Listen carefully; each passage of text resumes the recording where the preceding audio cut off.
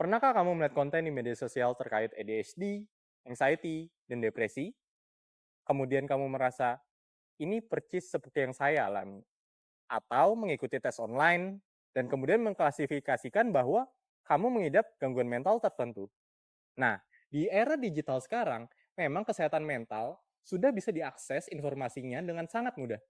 Namun, apakah self-diagnosis adalah hal yang aman? Hari ini kita akan membahas tentang self-diagnosis dalam kesehatan mental. Mengapa praktik mendiagnosis diri sendiri untuk kondisi psikologis bisa beresiko, dan bagaimana cara bijak memahami kesehatan mental kita. Self-diagnosis merupakan diagnosis terhadap suatu penyakit berdasarkan pengetahuan yang seseorang miliki atau sumber tidak kredibel yang seseorang dapatkan secara mandiri. Misalnya, informasi yang tersebar luas di internet. Self-diagnosis kesehatan mental adalah praktek mengidentifikasi atau melabeli diri sendiri dengan kondisi psikologis tertentu, seperti depresi, anxiety, bipolar, atau ADHD. Berdasarkan informasi dari internet, media sosial, atau tes online, tanpa evaluasi dari tenaga kesehatan mental profesional. Ini berbeda dengan self-awareness atau kesadaran diri tentang kesehatan mental kita. Mengenali diri bahwa kita sedang sedih, cemas, atau stres adalah hal yang wajar dan sehat. Tapi ketika kita menyimpulkan bahwa diri kita sedang mengalami depresi yang berat atau ADHD yang akut, itu adalah hal yang salah. Apalagi cuma berdasarkan dari artikel atau video yang kita lihat.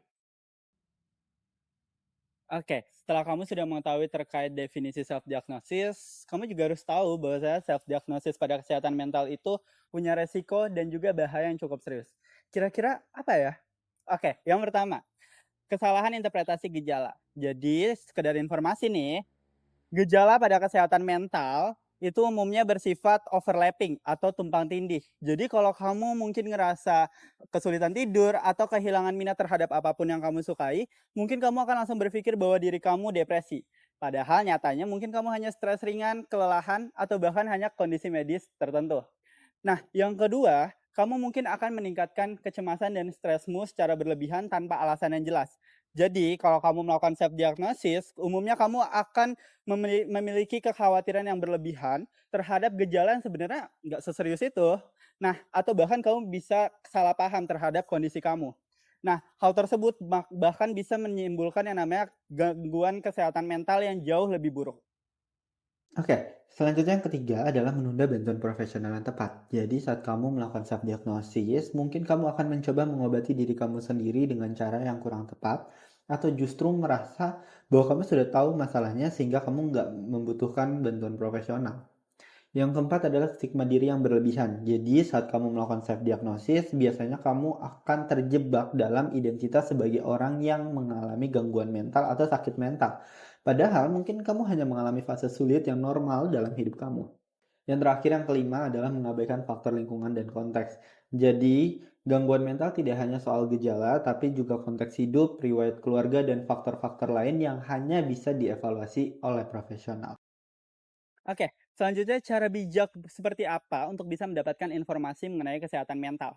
Nah, yang pertama kamu bisa mencarinya dengan sumber yang terpercaya. Contoh, website organisasi kesehatan mental yang resmi, kemudian jurnal psikologi, atau konten-konten yang dibuat oleh psikolog atau psikiater yang berlisensi. Nah, yang selanjutnya kamu juga harus hati-hati nih dengan konten media sosial yang sekarang lagi viral, yang hanya mengandalkan opini pribadi dan juga tidak berdasarkan dasar yang ilmiah.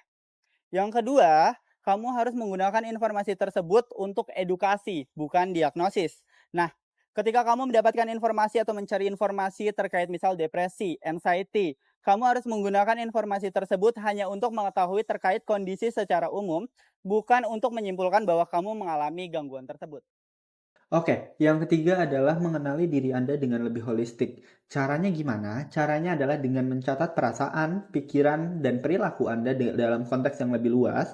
Kemudian kapan mulai, apa pemicunya, bagaimana dampaknya pada kehidupan sehari-hari, dan sudah berapa lama Anda mengalami hal tersebut. Nah, yang keempat adalah bedakan antara pengalaman normal dengan yang membutuhkan bantuan. Merasa sedih setelah putus cinta itu normal, tapi jika kesedihan itu berlangsung berbulan-bulan dan mengganggu fungsi hidup, itu perlu perhatian lebih. Oke, yang terakhir, jangan takut dengan tes atau screening online, tapi pahami keterbatasannya. Jadi, tes online bisa jadi starting point untuk self-reflection, tapi bukan alat diagnosis. Ingat ya, bukan alat diagnosis. Hasilnya hanya indikasi awal yang perlu dikonfirmasi oleh profesional. Kapan kamu harus pergi ke tenaga profesional kesehatan mental? Yang pertama, ketika kamu telah merasakan gangguan kesehatan mental tersebut telah berlangsung selama 2 minggu dan itu tidak kunjung membaik. Yang kedua, gangguan tersebut telah mempengaruhi pola aktivitas kamu, seperti sedang bekerja, sekolah, dan juga berinteraksi sosial. Yang ketiga, kamu telah memiliki pikiran untuk menyakiti diri sendiri ataupun orang lain. Dan yang keempat, orang-orang sekitar kamu telah khawatir terhadap perubahan yang ada pada diri kamu. Ingat, profesional kesehatan mental seperti psikolog dan psikiater memiliki pertama, pendidikan khusus tentang kesehatan mental. Yang kedua, alat asesmen dan diagnosisnya itu telah terstandarisasi. Yang ketiga, kemampuan melihat kondisi kamu secara objektif dan juga komprehensif.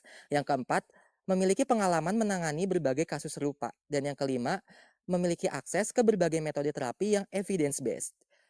Yang terpenting adalah jika kamu membutuhkan bantuan profesional, itu bukanlah pertanda kamu itu lemah, melainkan kamu sadar akan kesehatan mental kamu dan mau menuju ke yang lebih baik. Kesimpulannya, awareness terkait kesehatan mental adalah hal yang positif dan sehat. Media sosial dan internet bisa menjadi alat bantu kita dalam memahami lebih. Namun, self-diagnosis tetap bukan hal yang tepat. Informasi di internet bisa menjadi starting point yang tepat untuk memahami diri kita menjadi lebih baik. Tapi, untuk diagnosis dan penanganan yang tepat dan akurat, mari kita serahkan kepada tenaga profesional yang ahli dalam kesehatan mental. Ingat, Ingat, Ingat, merasa tidak baik secara mental itu adalah hal yang wajar dan manusiawi. Yang paling penting adalah bagaimana kita menanggapi perasaan tersebut dengan bijak.